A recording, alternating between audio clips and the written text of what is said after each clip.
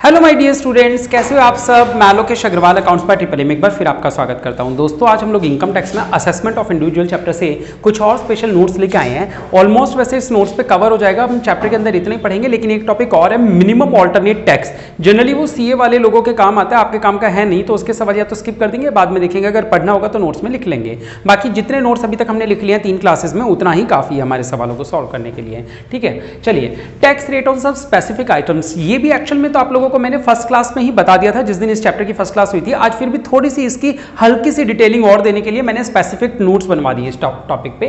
जैसे अगर हम बात करें बेटा डिविडेंड और लॉन्ग टर्म कैपिटल गेन, ये हमने पहले टॉपिक नहीं पढ़ा हुआ, ये आज ही पढ़ने जा रहे हैं, बाकी चीजें पढ़ी हुई हैं। सुनना बेटा, जब एम्प्लॉइज को उनका बॉस फ्री में शेयर्स दे देता है या सस्ते दामों पे शेयर दे देता है, तो उस स्कीम को बोलते हैं employee stock option plan, ESOP. 12th class में शायद आपने ये वर्ड सुना हो, या फर्स्ट ईयर में, ESOP, employee stock option plan. तो उस पे अब वो क्योंकि शेयर है कंपनी के, तो अगर उस पे शेयर पे डिविडेंड भी मिलता है और शेयर को बेचने से लॉन्ग टर्म कैपिटल गेन भी होता है। तो ये जो मैं नोट्स पढ़ाने जा रहा हूं ये दोनों टॉपिक पे हैं, डिविडेंड पे भी पढ़ा रहा हूं और लॉन्ग टर्म कैपिटल गेन पे भी पढ़ा रहा हूं। तो हम बात क्या कर रहे हैं, कुछ स्पेसिफिक आइटम पे अलग से टैक्स रेट बनाए गए हैं, यानी डिविडेंड मिल रहा है अगर आप उनको जीडीआर इशू पे, जीडीआर वर्ड याद रख लेना, जीडीआर से अगर आपको डिविडेंड इनकम मिल रही है, शेयर्स पे डिविडेंड मिल रहा है एक तरीके से, ग्लोबल डिपॉजिटरी रिसिप्ट होती है, आप इसको बस ये मान लो कि शेयर्स पे डिविडेंड मिल रहा है, जीडीआर वर्ड याद रख लेना, कौन से, जीडीआर। तो जीडीआर पे अगर आपको डिविडेंड मिल रहा है तो उस पे फ्लैट रेट है टैक्स की, कितनी, 10%। अगर जीडीआर पे आपको लॉन्ग टर्म कैपिटल गेन हो रहा है, यानी कि इनको बेचने से गेन हो रहा है, तो भी टैक्स की रेट क्या है, फ्लैट रेट 10% है। यानी आपको वो स्लैब रेट नहीं लगानी जो कल हमने पढ़ी थी, जो पिछली क्लास में पढ़ी थी ना स्लैब रेट, वो नहीं लगानी, ये स्पेशल रेट है, ये लगानी है इस पे 10% वाली। क्लियर है बेटा, फ्लैट रेट है। लेकिन 2 रूल्स याद रखना, क्या कि ये जो डिविडेंड है ना, डिविडेंड, इस डिविडेंड इनकम में से कोई भी डिडक्शन माइनस नहीं हो सकती। सर कौन सी, वो 80C से 80U तक की जो डिडक्शंस होती है ना, वो डिविडेंड इनकम में से कभी भी माइनस नहीं हो सकती। No deduction will be allowed on dividend income from such shares, यानी इन जीडीआर में से वो 80C से 80U वाली डिडक्शन कभी भी माइनस नहीं कर सकते। पहली बात तो ये। दूसरा, लॉन्ग टर्म कैपिटल गेन का टॉपिक था, कह रहे लॉन्ग टर्म कैपिटल गेन जो कैलकुलेट किया हो उसमें आपने इंडेक्सिंग बेनिफिट का टॉपिक ना लिया हो, क्योंकि अगर इंडेक्सेशन ले लेते हैं तो टैक्स का रेट कितना हो जाता है, 20%। याद है मैंने उसी चार्ट में लिखवाया फर्स्ट डे वाले में, अगर इंडेक्सेशन लिया होता है तो टैक्स का रेट होता है 20%, लेकिन 10% का अगर आपको रेट रखना है तो फिर आपको क्या करना होगा, इंडेक्सेशन बेनिफिट को छोड़ना होगा, यानी आप इंडेक्सेशन बेनिफिट नहीं लोगे तभी आपको 10% का रेट लगाया जाएगा। अगर आपने वो बेनिफिट ले लिया तो रेट ज्यादा लगेगा।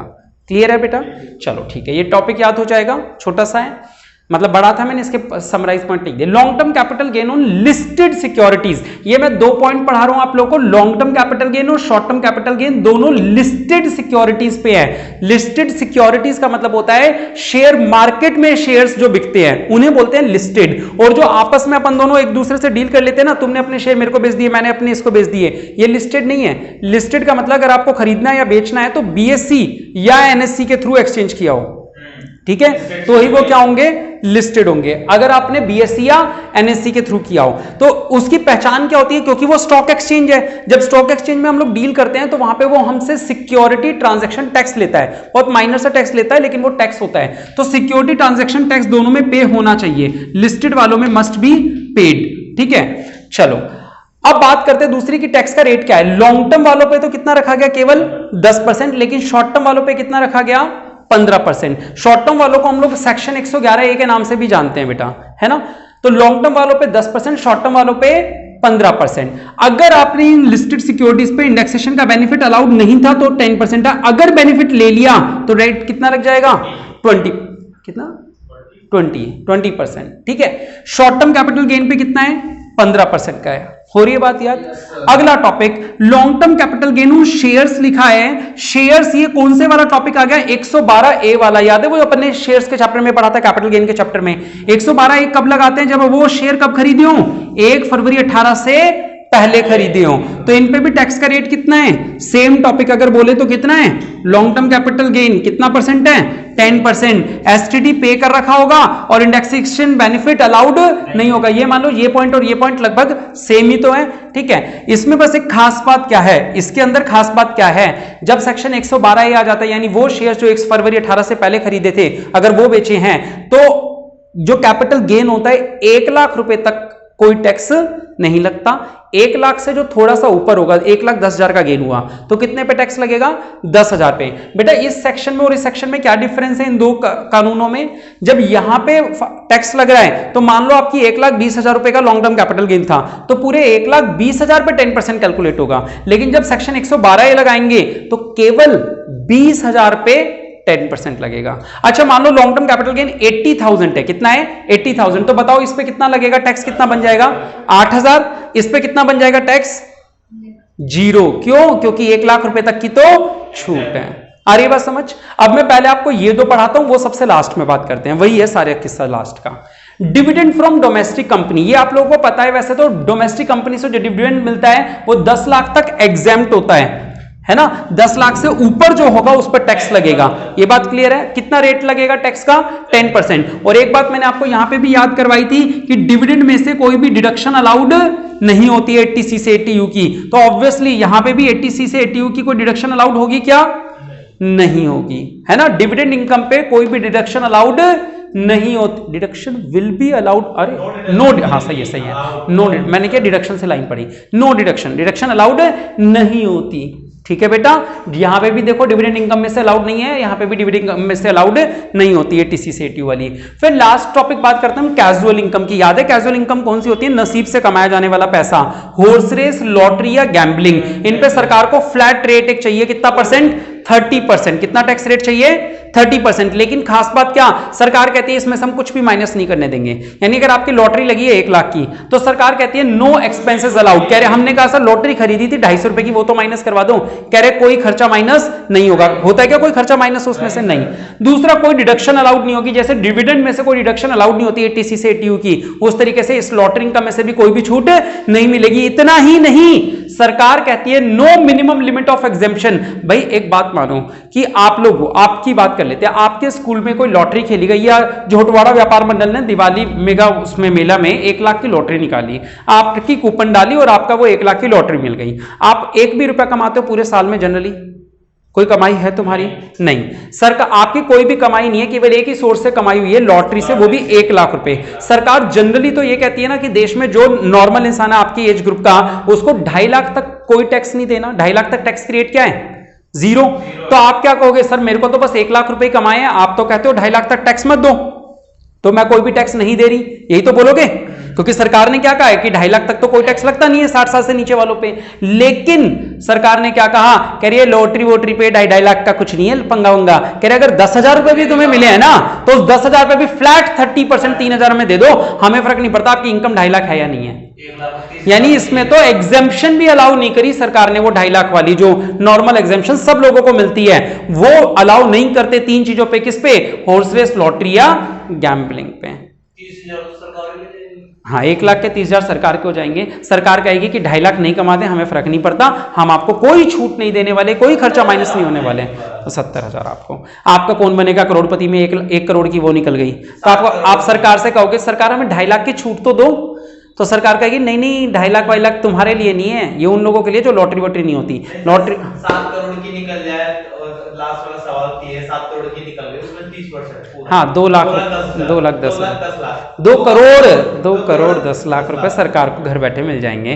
दिमाग आपका, पैसे उनके हैं, है ना। 5,90,000 5 करोड़। आ रही बात समझ में? ठीक है, ये बात इंपॉर्टेंट थी, समझ में आई। लॉटरी वगैरह पे तो मिनिमम एग्जेम्पशन लिमिट भी नहीं मिलती। अब मैं इस चैप्टर का सबसे स्पेशल पॉइंट पढ़ाने वाला हूं, यानी सवाल करते समय अगर कहीं पे गलती होती है शुरुआत में ही तो वो गलती इस पॉइंट पे होती है। मैंने स्पेशली इसको डिजाइन किया, इस बात को याद रखना। बेटा मैं ये क्या समझाने जा रहा हूं, एडजस्टमेंट ऑफ इनकम। अगर हमारी 2.5 लाख रुपए या 3 लाख या 5 लाख, मैंने 3 ऑप्शन दिए हैं। अगर 60 साल से कम बंदा है तो कितने की बात करेंगे हम लोग? 2.5 लाख की। अगर बंदा 60 साल से 80 साल के बीच में है तो 3 लाख, और अगर 80 साल से ऊपर का है तो 5 लाख। फिलहाल मैं एक वैल्यू ले लेता हूं 2.5 लाख वाले की, हम सब लोगों के बारे में बात कर लेते हैं जो 60 साल से कम है। ठीक है, ये वैल्यू 2.5 की बजाय 3 या 5 हो सकती है, हम 2.5 वाला केस एक बार डिस्कस करके देख रहे हैं। ठीक है, मानना क्या है, सरकार 60 साल से कम वाले बंदे को यानी कि मुझे कितने रुपए तक कहती है कि टैक्स नहीं लूंगी? 2.5 लाख तक 0% का टैक्स रेट कहती है सरकार। अब सुनना, मेरी जो मैं कहीं जॉब करता हूं वहां से मुझे सैलरी मिल रही है 10,000 रुपए महीने की, तो कितने रुपए की सैलरी हुई? 1,20,000 की, ठीक है। वहां और मैंने कहीं पे कंपनी से मेरे को लॉन्ग टर्म कैपिटल गेन हुआ शेयर्स वगैरह बेचने से, कितने का? 50,000 का। तो अब सरकार क्या कहती है? सरकार कहती है कि भाई लॉन्ग टर्म कैपिटल गेन पे तो टैक्स लेगी, वो कितना परसेंट लेगी? 10% या 20%, कुछ भी मान लो 10% लेगी, ठीक है। तो अब मैं क्या करूंगा? मैं सरकार से कहूंगा सर देखो अगर मेरी टोटल इनकम देखो तो कितनी बनी? 1,20,000 तो बॉस से मिले थे, 50,000 का गेन हुआ, आप तो सर 2.5 लाख पे टैक्स ही नहीं लेते। सरकार कहेगी यार तू बात तो सही बोल रहा है, 1,20,000 तो तेरे को वैसे तेरे को 2.5 लाख तक की तो छूट अलाउड थी, तो फ्लैट रेट 10% का मतलब ये नहीं है कि 2.5 लाख की छूट लिमिट खत्म हो जाएगी, 2.5 लाख तक की तो लिमिट है ना मेरे पास। तो मैं सरकार से कहूंगा सर देखो मिनिमम एक्सेप्शन लिमिट कितनी थी? 2.5 लाख, 2.5 लाख में से अदर टैक्सेबल इनकम यानी वो जो सैलरी वैलरी है मेरी कितनी थी? 1,20,000, वो माइनस कर दो, अभी भी मेरे पास कितने रुपए की छूट ले सकता हूं मैं? 2.5 लाख में से 1,20 माइनस कर दो, 2,30,000 नहीं 1,30,000 आ रहा है समझ? मैं लिख के कर देता हूं ना। सरकार ने छूट कितनी बोली? 2.5 लाख, मेरे को सैलरी कितनी मिल रही थी? 1,20,000, अभी भी मेरे पास कितने रुपए की छूट अवेलेबल है? 1,30,000। मेरे को लॉन्ग टर्म कैपिटल गेन हुआ बेटा कितने रुपए का? मान लो 30,000 का, मान लो 30,000 का, तो अभी भी मेरे पास कितने रुपए अवेलेबल है छूट के? 1 लाख। फिर मान लो मेरे को किसी और बिल्डिंग बेचने पे लॉन्ग टर्म कैपिटल गेन हुआ 2 लाख का, कितने का हुआ?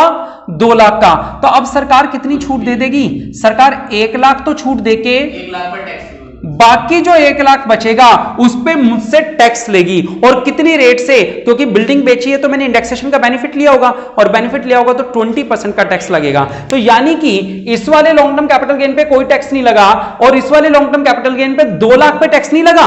कितने पे लगा? 1 लाख पे लगा, वो भी कितना परसेंट? 20%। सर आप तो कहते थे वो 5 लाख से नीचे होता है तो 5% का रेट लगता है। हाँ फिर सर ये तो 20 लग गया, अभी तो आपकी 5 लाख से कम है। हाँ कम है, यही तो आपको समझाना है कि कुछ आइटम ऐसे हैं जिन पे स्पेसिफिक रेट है टैक्स का। यानी बेशक आप 5 लाख से कम हो तो 5% नहीं लगेगा, यहां जो रेट हमने पढ़े हैं वो वाले रेट से टैक्स लगेंगे। अरे बात समझ? मान लो ये वाला 2 लाख नहीं था, मान लो ये था ही नहीं, ये था 2 लाख, मेरे पास छूट थी 2.5 लाख की, 1,20 मैंने ये यूज कर लिया, 30 ये यूज कर लिया, अभी भी कितना बचा है मेरे पास? 1,50 यूज हो गया तो कितना बचा है? 1 लाख। 1 लाख में से ये लग गया कितना? 2 लाख है, तो कितना यूज, कितने पे टैक्स लगेगा बोलो? 1 लाख पे कितना परसेंट लगेगा? Sir short term capital gain पे लगता है 15%, यानी आपको बचे हुए 1 लाख पे 15% टैक्स देना पड़ेगा। सर आपकी टोटल इनकम कितनी थी? 1.5 और 2 3.5 लाख थी। सर आपने पिछले क्लास में तो बताया था 3.5 लाख वाले बंदे पे टैक्स कैसे कैलकुलेट होना चाहिए? टैक्स कैलकुलेट होना चाहिए सर उस पे 2.5 लाख तक 0 और 2.5 लाख से ऊपर 5%। लेकिन याद है जब हमने टैक्स की बात करी थी तो शायद साइड में नोट्स लिखे थे कि 3-4 चीजें हटा देते हैं, short term capital gain, long term capital gain 111, short term 111 वाला। क्यों हटाते हैं? इसीलिए हटाते हैं क्योंकि उस पर स्पेसिफिक रेट है अलग से, यानी ये 5% वाला रेट नहीं लगेगा इस 1 लाख पे। कौन से वाला रेट लगेगा? 15% वाला रेट लगेगा। आई बात समझ में? कितने वाला लगेगा? स्पेसिफिक रेट लगेगा। समझ रहे हो? माइनस तो कर सकते हो 2.5 लाख में से जहां तक अवेलेबल है, लेकिन जब बच जाएगी जो पैसे उस पर रेट कौन से वाला लगाओगे? वो स्लैब रेट नहीं लगाओगे, आज जो हमने स्पेसिफिक रेट पढ़े हैं इन आइटम्स पे वो वाला रेट लगाओगे। बेटा जब हम इनके क्वेश्चन शुरू करेंगे एग्जाम्पल 1 से तो ज्यादा क्लैरिटी मिलेगी इन टॉपिक्स पे आपको, ठीक है?